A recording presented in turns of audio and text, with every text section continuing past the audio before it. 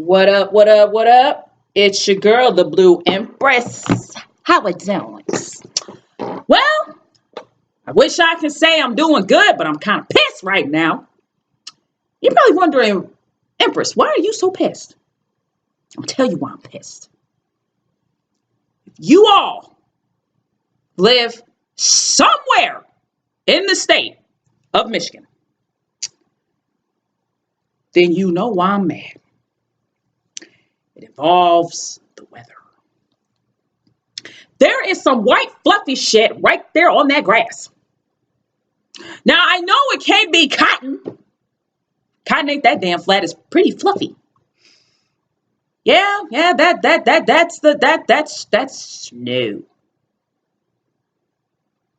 Snow. Fucking snow. Okay. But before I even get into everything, which one of you mother didn't ask for this? Which one? I want to know. If you all know who asked for this, who asked for this weather, put a comment in my box below, please. I would love to know who is the asinine people who asked for snow. And if it's from the people up north because they want to go ski, you better go to the store and buy you some doggone styrofoam snow and use that. That's the closest you gonna get to snow. I don't want the real deal. I'll take the fake. Just saying. Now that I got that out the way,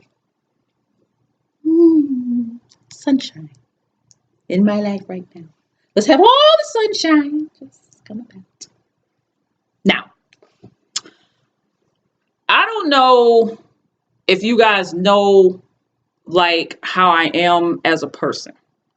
And what I mean by that is how I conduct myself. So to everyone who does know me on a personal note, personal level, whatever, you all know I'm a goofball. You know, I like to crack jokes. You know, I like to tell you crazy ass stories, make up crazy ass stories just to put a smile on your face, because I feel, to me, that is my purpose in life, to put a smile on your face. Now, I'm not saying that I'm going to be like Jim Carrey or rest in peace forever, you know, Bernie Mac or another celebrity who just recently passed away, John Witherspoon. I can't say that I'm going to ever be like them, because they crack us up, they tell their jokes, they put smiles on our faces, and we repeat damn near every segment that they've ever done to everyone that we know, and it's just hilarious to me. So I feel that my purpose in life is to put smiles on people's faces, make you laugh. And I have taken that with me all my life, is to just make people laugh and put a smile on their face. Because you never know what profound effect you may put on people. And that's just how it is. You know how you just meet someone in your life and, you know, you just thinking, okay, it's just like any other person that I meet on the street. You know, I'm going to meet them and la la la la, whatever it's going to be, whatever. We may become best friends for life. Hell, we may become enemies. With me, when I meet people in my life, I may know you maybe even just for that one day. But there is just something about you that intrigues me to want to know more about you. And I feel like when I meet that person, that very moment, that first day we are introduced, it's like we're going to be kindred spirits, like for life. That's just how I feel when it comes to meeting new people. Kindred spirit, if y'all don't know where I got that term from, there was a movie called Anne of Green Gables, starring Megan Follows as Anne. And my mother had got me addicted to that show at a young age, as well as Road to Avonlea, which was another mini series. I think that was like a spinoff of Anne of Green Gables, because some of the characters that were in the Anne of Green Gables movie turned out to be in the Road to Avonlea. That's why I said it's like a spinoff. But anywho, Megan Fox's character, Anne Shirley, you know, she's I kind of felt like I related to her, like she was like me. And the reason I say that, because her character that she portrayed, Anne Shirley, was an orphan girl. Her parents both died. Well, my mother passed away, but my dad is still here.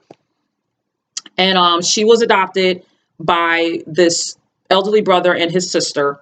They were expecting a boy, but unfortunately there was some miscommunication and Anne was sent instead. Marilla was not keen on it. She really wanted a boy because, at the time Matthew was getting up there to where he wasn't going to be able to take care of the duties on the farm and whatnot. So that's why she wanted a boy.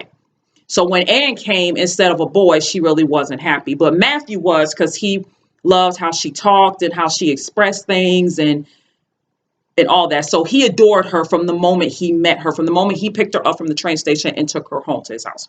He adored her since then. So he didn't want to take her back. But Marilla was so bent on taking her back.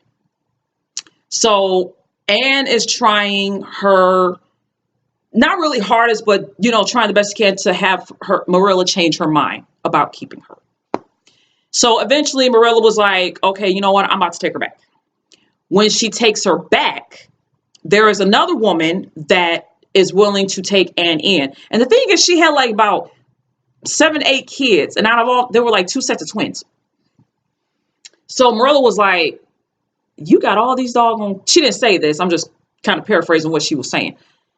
So she looked at me like, man, I don't know. You got 5, 7, 8 kids and you trying to take on an extra one. Like, why? I'm going to tell you why. That government money. That's just me. So Marilla winds up keeping Anne in the end. I'm just going to make a long story short because I know y'all got things to do and I ain't trying to keep you up. But in the end, Marilla keeps Anne. Anne goes to school. She shines in school. She takes on writing. She likes to write. Same with me. I like to write. There's a boy that caught her attention, Gilbert. God rest his soul, because he's no longer with us either.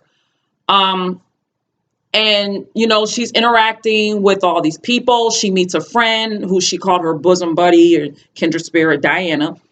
So, like I said, she's interacting with almost everybody in Avonlea. So, of course, everybody in Avonlea knows who she is. Some of them are not keen on her because of the way how she talks and expresses things and whatnot. And I kind of feel like that's me. I try to express things. I kind of express things the way she does. And people kind of look at me like, what the hell? Where'd you come up with that concept? What the fuck was you smoking? What was you drinking when you came up with that? That's how they look at me. And I'm thinking to myself, I know you meet a lot of people in your life, so don't sit over here and give me this look like I'm the only one that came up with some spontaneous thing. Don't do that. Trust me, I met a lot of people in my life that came up with the most sporadic shit. I find it quite interesting. I find it funny. And I'm just saying, hell, there's times I'll actually be like, you know what? I'm going to go home and I'm going to look that up. You'd be surprised I learn new things from other people. Just saying. So I feel like I kind of compare myself to Anne Shirley, Megan Follow's character. And I see that Anne Shirley has put this profound effect on people in a small town on Prince Edward Island. And I kind of feel like I do the same thing, except I don't live in a small town. Well, okay, I do live in a small town, but not everybody here knows me like that. Like, I can walk out my door, my next door neighbor knows me by name, and there's another neighbor, in the back that knows who I am. But not everybody around here knows me. Like, I'm not just going to walk out my door and then, like, all the neighbors are going to come out their house like, hey, Denise, what's up, girl? How you doing? How the kids? And then it's not like that. There are certain places that I go to where people do recognize me by name. I normally would go to other places and talk to the workers there and, crack them up. I crack people up everywhere I go. It doesn't just have to be with just someone I know. It's anybody that comes in my path, in my whole aura. I make them laugh, make them feel comfortable. And I, let them know that I understand what you're going through. Like, I've worked at a retail store. I've worked in the food industry. I know how it feels. You're going to have those customers that are pricks. You're going to have those customers that actually give a damn about you. You know, you're going to have your days where you just want to pull out your freaking hair. And then you're going to have your good days where you're just like, today is a good motherfucking day. And we're going to keep having a good motherfucking day. And if I can add to your good day, then, hey, my job is done. Mission accomplished. That's how I am. But I didn't really get that growing up. I really didn't. Like, I honestly got rejected, you know, for my weirdness, for my abnormalness, you know, for my creativeness, all that stuff. And I always thought that something was legitimately wrong with me up here. Like, do I have some kind of a tumor? Do I have some type of brain damage of some sort? You know, whatever. So I really I wound up changing to make others feel better. And let me tell you, that is the worst mistake ever in my life that I've done, was change myself for other people. Don't do it. It's not worth it. Don't do it. You don't need to change yourself to make somebody else feel comfortable. If they can't accept you for who you are, they can go fuck off. And I'm being dead ass. Okay? I'm being dead ass. Because entering my teen years, I was quiet. I kind of just, you know, sat in the corner somewhere, or I sat at a table reading a book, or, you know, looking at something that got my interest, because I wasn't trying to get involved with anybody. I didn't want no problems. I'm not trying to go through all that mess. That's just not me. But I'm at a point now where I am comfortable with my weirdness. I'm comfortable with my craziness. I'm comfortable with my creativeness. I can say something and make somebody laugh. I can say something weird out of this world and they still laugh because it's funny. I'm not seeking attention. That's not me. I just want to put a smile on your face and make you laugh. Because I feel if I do that, then at least I would feel that your day would be complete. At least. You could at least go home and say, you know what? I chuckled today. Denise told me a joke, crack me up. I'm good to go. I'm cool.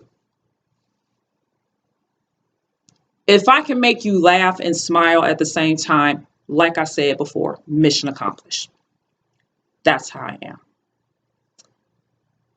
But people, you know, growing up just did not reciprocate when it came to that with me. And I was just like, why did I have to change to make them feel better? Why did I have to sit over here, put on this phony smile and these, you know, this little, I had to do all that. No, no. That's like wearing a very ugly, uncomfortable outfit. You try your hardest to just, okay, it's not that bad. I just got to wear it for an hour and I can get up out of here and I can take it off. You're not going to survive an hour wearing a horrendous outfit that ain't you. You're going to rip that bad boy off like you freaking, you know, Hulk Hogan, ripping off his shirt. Can't do it. I can't do that. The final straw of me doing that was when I got left stranded and I just let out all my anger, my emotions. I said, you know what? This is the real me. This is who I am. And if anyone got a problem with it, they can go kick rocks. Go over there, go in the back, go in the front. I don't care. Get out of my aura. That's how it goes. I'm not changing for nobody no more. It ain't going down like that. And for anyone who got an issue with that, I don't care. I'm not changing for nobody no more. I did it before. Worst mistake of my life. It put my self-esteem down. And it made me feel like there was literally something wrong with me being who I am. And it took me to get left stranded in high school for that to happen to me, for me to finally wake up and be like, you know what? I am who I am. God created me. You got a problem with it? Take it up with the man upstairs, because that's just how it is. I am who I am, and I love who I am. And I tell people this too. I'm not perfect. I'm imperfect. And that's perfectly fine with me. I made that up myself. Because I'm not perfect. Clearly, you can tell. I'm just saying. Look, I'm not perfect. You clearly see I got a gut. You clearly see I have nice little, muffin thing going on. You see I got flaps, wearing my nice little pajama sweatpants because that's how I am. I'm at home. I'm in the comfort of my own home. I'm going to wear what the hell I want to wear. Yes, I'm wearing my Cuphead hat because I love Cuphead and whatever. Yes, I'm wearing these. These are comfortable. I was looking for these, mind you. So, yeah. And if you all follow me on Instagram, there's a picture on my Instagram that shows my scar on my back. And I'll show you a little bit of it. Yeah, that is the scar on my back. And that is, I did a video on that. I think it's my back story takes a curve. That's my video if you want to know the history of that scar. But if you all know, then it's no mystery. Yes, I have scoliosis. Yes, my spine was crooked. Yes, I had 2 surgeries. Yes, I wore a brace for 6 months in elementary school. Yes, I couldn't ride a bike. I couldn't go skating. I had to sit in a special chair. I couldn't carry my book bags to school or books. None of that. Yes, I was restricted from doing certain things because of my back. And that blows. And I was just under the weather, so sorry, but I'm a lot better than I was before. So yeah, had a nice little hard life growing up. No child should ever have to go through what I went through. Hence why I have 4 kids, and I never ever want them to go through the things that I went through. And I've done a fairly damn good job making sure that they don't go through the things that I go through, because that sucks in the long run. I never want my kids to go through the things that I went through. I just don't. That's not cool with me. I don't like it. So anyone who says otherwise, you can go kiss my ass. But it took a long time for me to become the woman that I am today, to accept who I am as a person, to accept the fact that you are who you are. You are a lovable person. You make mistakes. That doesn't make you bad. That doesn't make you evil. You're caring. You're considerate. You think of others. You make sure other people are good before you. You stick your neck out for the people you love. You care. That's who I am as a person, because I do give a damn about you and your well-being. Well-being. If you're not happy, I'm going to make sure you're happy. I don't care if I have to put a smile on your damn face and crack up some jokes. I'm going to do something to make you happy, because I don't want you to be miserable every day. If I'm over here having a ball, smiling and stuff, and you over here sad and whatnot, you really think I'm going to keep on going? I'm going to stop what I'm doing. I'm going to go to you, and I'm going to pull you over here and be like, you know what? I don't know what you sad for, because I'm sad because the fact there's snow on the ground right now. You know what that means, right? I'm about to be screwed.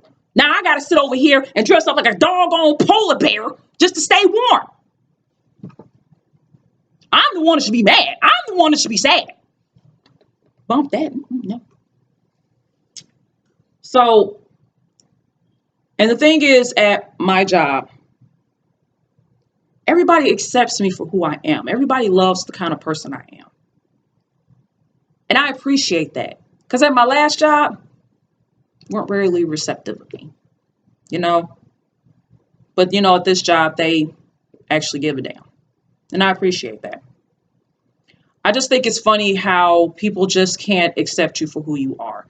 Like that irritates me to the core. It just does. It's the same with certain celebrities to me. Some people, are kind of like, especially if it's a celebrity that I admire, and they say something about them, and it's like, okay, I don't know celebrities on a personal level. I don't know them on a personal level. I don't have their phone number. I don't have their address. We do not talk. Let me just make that clear. But there are times where I'm sitting here like, okay, these are celebrities. They're here to entertain us. And, once upon a time, they were just like us. And then they, boosted up into the spotlight. And they try their hardest to be themselves and do the right thing. But then you always got the paparazzi and the tabloids and shit writing up some phony shit about them. And then it's like, you either going to run with it, or you actually going to sit there and be like, nah, I know they did not do that. Come on now. We've known them for years. They've never gotten into any trouble like this. So something must have happened for this to even occur in their life, because we know it ain't them. That's how I am. Celebrities have a hard time too. They go through the things that we go through, bankruptcy, losing their job, losing their reputation, having to, they built up this brand and now it's been destroyed over some bullshit. And then they have to sit over here and rethink and re-strategize this to get back on top and stay there and make sure they don't get ridiculed again. So it's hard for them too. And I can, and I can understand that. But damn, people, just let people be them. That's all I can say. I accept you for who you are. You accept me for who I am. That's what makes my royal men and royalettes my fan base. It's been a minute since I did videos, and I'm actually making a routine now where I can just keep doing videos. So I have the game plan where on Thursdays or Fridays, because those are my 2 days off, that I'll just start making videos again on YouTube. So I'm going to keep doing that. And it's all because, people at my job that encourage me to keep making videos, and they watch my videos, and they have people, subscribe to my channel and watch my videos to, build up my subscribers. So I greatly appreciate that. But on that note, I got things to do, people. Remember, I'm in school. It's Thursday. I got 2 discussions let's do today. Plus, I got to clean up this house. So you already know I'm about to be busy as hell. Hence why I listen to smooth jazz music. So relaxing. So calming. It's like woosah, namaste type music. That's why I listen to it at work when I clean rooms. On the days I clean rooms. Or even when I'm doing laundry, whatever. I listen to smooth jazz music. Soothes your soul. Especially when you should listen to smooth jazz when it's like a day like this, and then you get your little hot tea, coffee, or hot chocolate, and you sit by the window and just sit there, listen to smooth jazz, and just look outside and just think of beautiness. And I do that too. Don't judge me. And anyway, until next time, I will see you guys next week for another brand new episode. You all have a wonderful, blessed day, and I'll see you soon. Have a good day to my royal men and my royalettes. Bye.